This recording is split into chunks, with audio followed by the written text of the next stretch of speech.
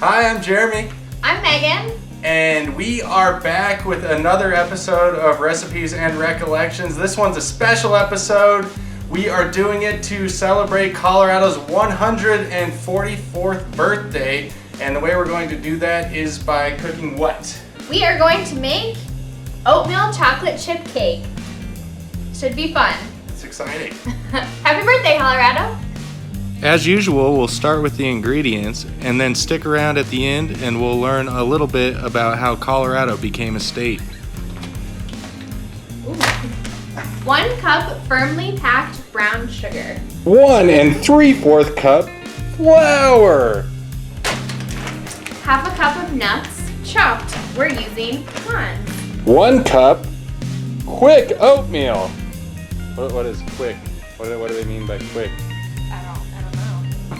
We don't know? Like it's I think the way it's processed makes it easier. It cooks faster. But we're using regular oatmeal and I think it's gonna be fine. Oh. Good catch. 4 ounces of butter. 1 tablespoon cocoa. Is there a reason you got the special dark? That's just what was there. There's actually not a ton of cocoa at our grocery store, so. Can you sing Remember Me by Coco? Remember me. That's all I'm singing. Half teaspoon coarse kosher salt.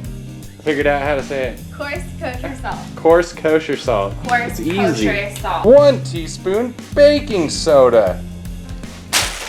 1 bag of chocolate chips. 2 eggs. 1 cup granulated sugar. What is granulated? Like grain? He keeps asking me all these surprise questions. It's like, yeah, they're little granules. So it's, they make these blocks of sugar. It's like broken down, I think. 1 3/4 cups boiling water.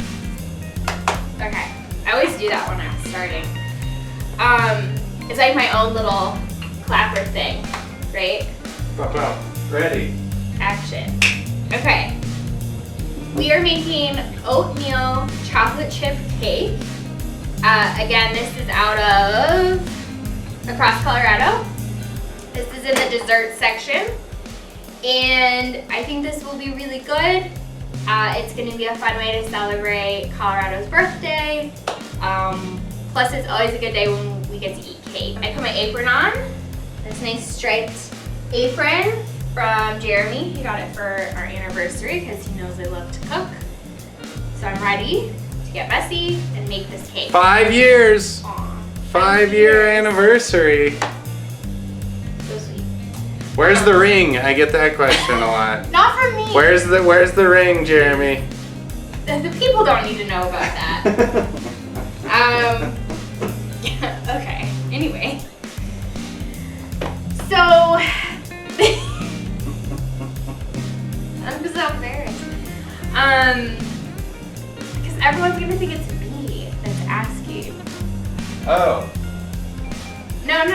What do you mean? No, just leave it. It's fine. From family and friends and people I just met. Why is that a thing? Why is it like the first, like, oh, how long have you been with your girlfriend?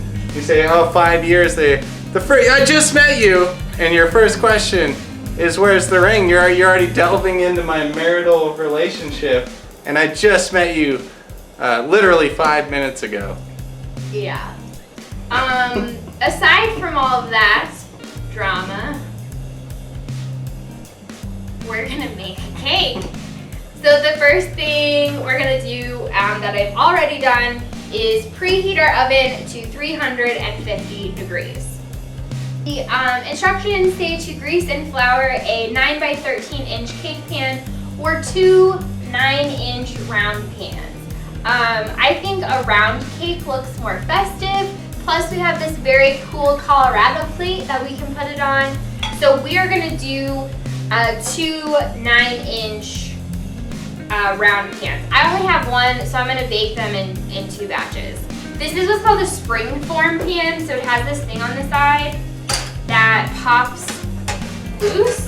What I'm gonna do is take the bottom piece and trace or just cut out a circle on some parchment paper so I can keep that on the bottom so that the cake doesn't stick as much. You could trace this with a pencil and then cut it out, but that's just gonna help us to take the cake out and for it to not get stuck on the bottom. Then I'm gonna grease and flour this pan. I'm actually just gonna take the butter that we're gonna use because it's like a very small amount that we'll lose in buttering this. If you have like cooking spray, you could also just do that. That would be easier. We have our pan prepped, so I'm gonna set that aside. And then I'm going to boil my 1 3/4 cup of water just in my tea kettle. So I'm gonna get that going. And then in my bowl, I'm going to put in my oatmeal or my oats. We are using, these are old-fashioned oats. This is just what I already had, and I've been trying to use up things that I already have in our kitchen. So I'm hoping that this will be fine and not affect it too much. You should talk about weevils. How it's always the oats that bring the weevils. This one, no. Because it's Kroger brand. I've been checking. Quaker oats give us the weevils. Again, I don't want to get sued by Quaker. They're very powerful. Yeah, Also, the guy on the Quaker oats, he looks younger and younger. Yeah, because The older I get. Oh yeah, because you're getting old, and then you're like, hey, he's really. He's not looking that pretty old. good for a 1700s Quaker. Quaker man. Quakers have no drama, so they don't age. They got no drama? Yeah. Yeah, because they're pacifist. Yeah, right? Yeah, they're like World War I, even World War II. No thanks. No, thank you. So in our bowl, we have 1 cup of our oats or our oatmeal if you're using that. Was that Disco Fever? I don't know what that is. ABBA. That's ABBA influence. Oh, I love ABBA. So this has come to a boil. What I would recommend and what I did is to measure your water first, pour it into your tea kettle and heat that instead of heating a random amount of water and then trying to measure it out after it's boiled, because it will be very hard to do that. So measure it and then boil it. We poured our boiling water in, and we are going to let this sit for 10 minutes.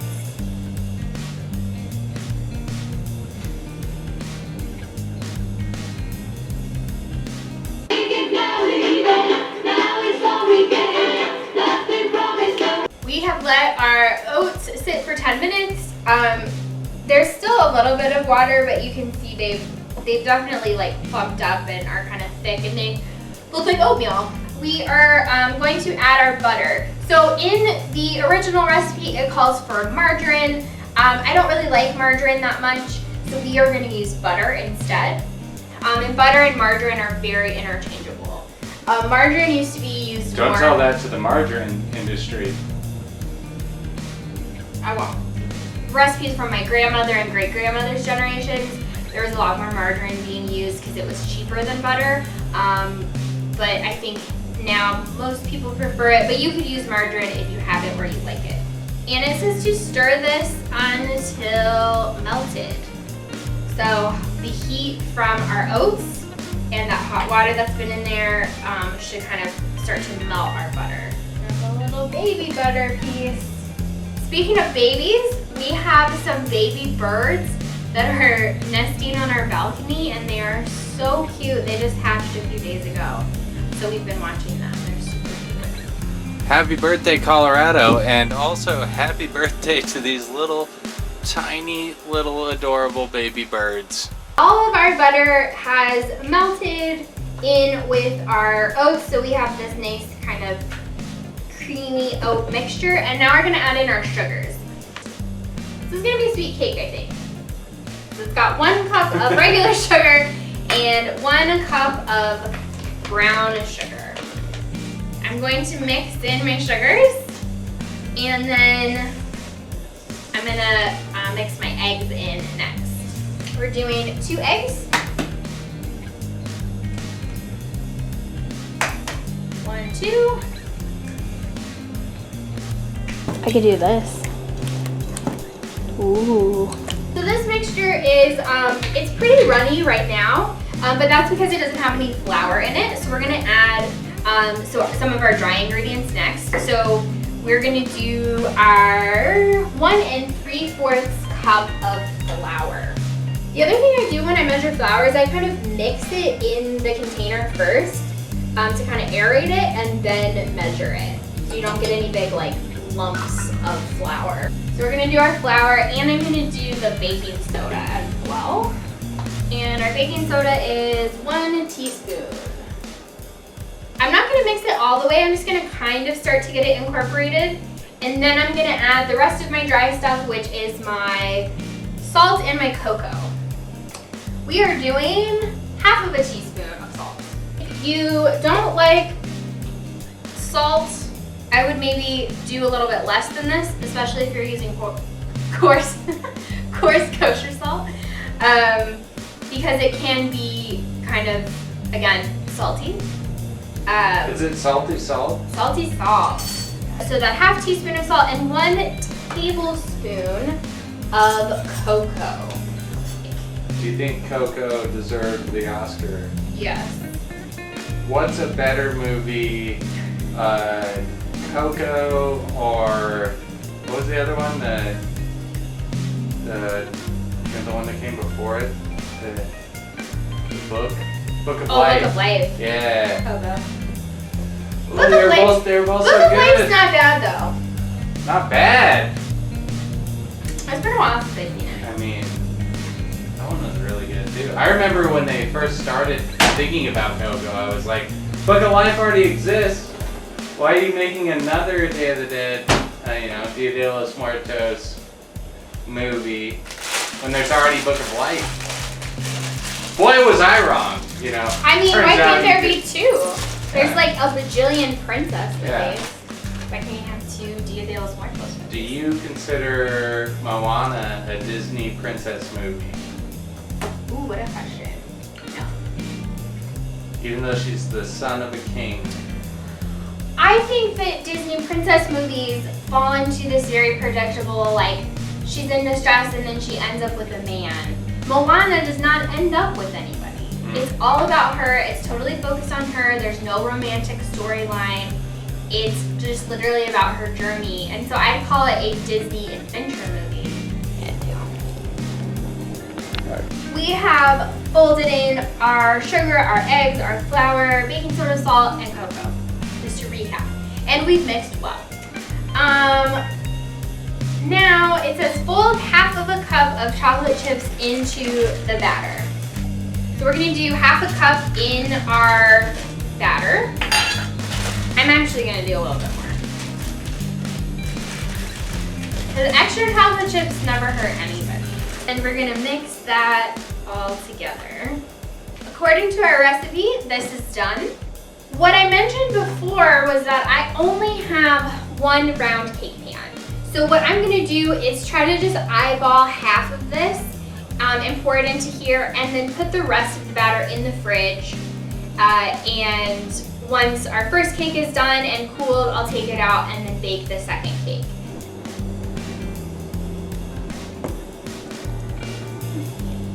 Ugh.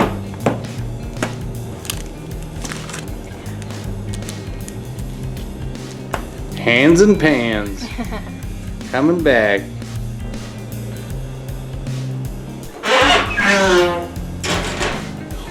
So this baked for about 30 minutes.